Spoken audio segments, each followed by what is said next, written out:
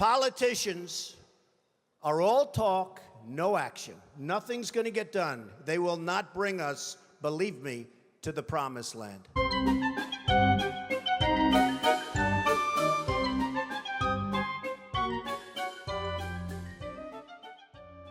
First of all, Rand Paul shouldn't even be on this stage. He's number 11. He's got 1% in the polls, and how he got up here, there's far too many people. Anyway, as far as temperament, and we all know that. I see Rick Perry the other day, and he's so, he's doing very poorly in the polls. He put glasses on so people will think he's smart. And it just doesn't work. People can see through the glasses. The guys like Marco Rubio, who has the worst voting record in the United States Senate, and a young guy, although he sweats more than any young person I've ever seen in my life. I've never seen a person sweat.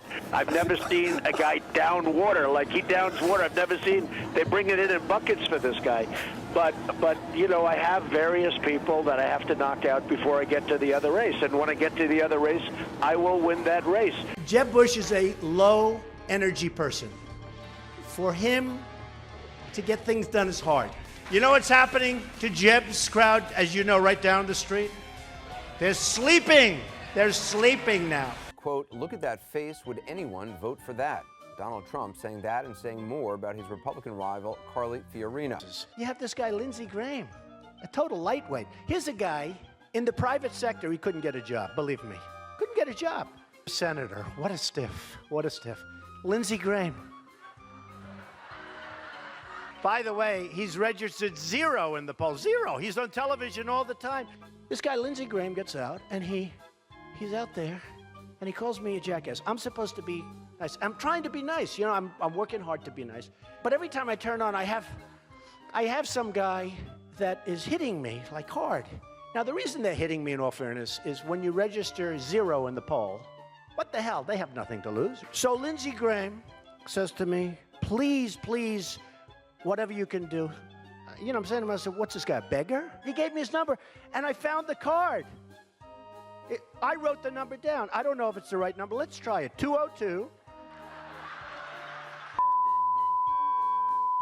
I don't know. Maybe it's, it's 3-4 years ago, so maybe it's an old number. 202. So, I don't know. Give it a shot. Your local politician, he won't fix anything, but at least he'll talk to you. He said he has pathological disease. Now, if you're pathological, there's no cure for that, folks. Okay? There's no cure for that. But if you're a child molester, there's no cure. They can't stop you.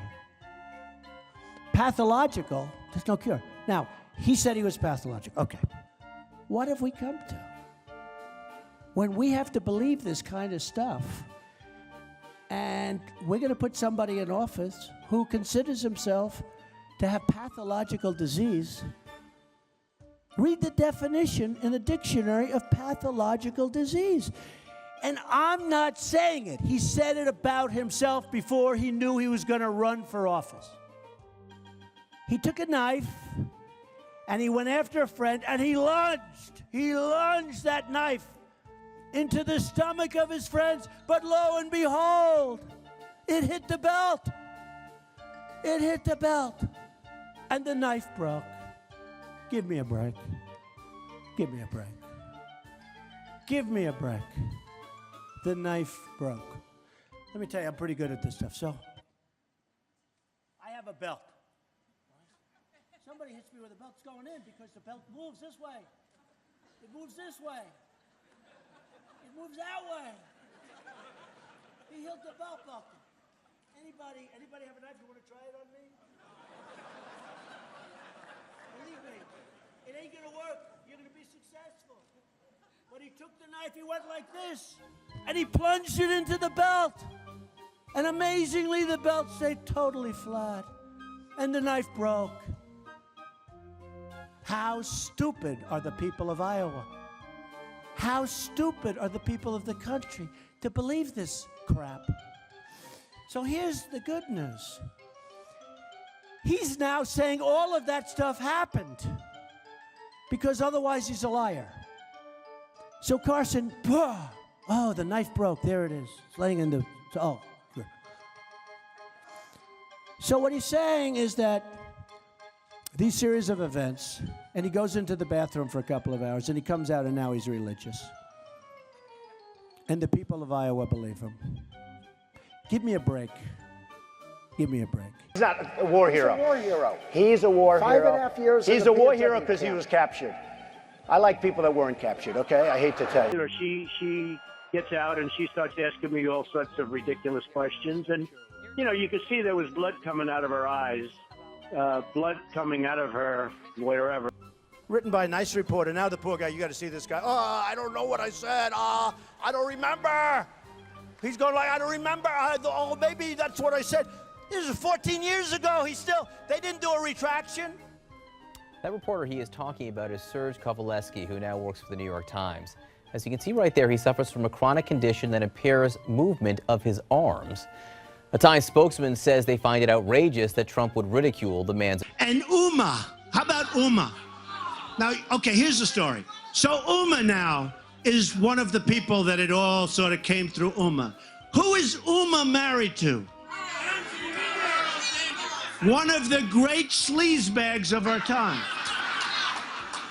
Anthony Weiner. Did you know that? She's married to Anthony Weiner. You know, the little bing, bing, bing, bum, bum. I love you very much. I'm really rich. I'll show you that in a second.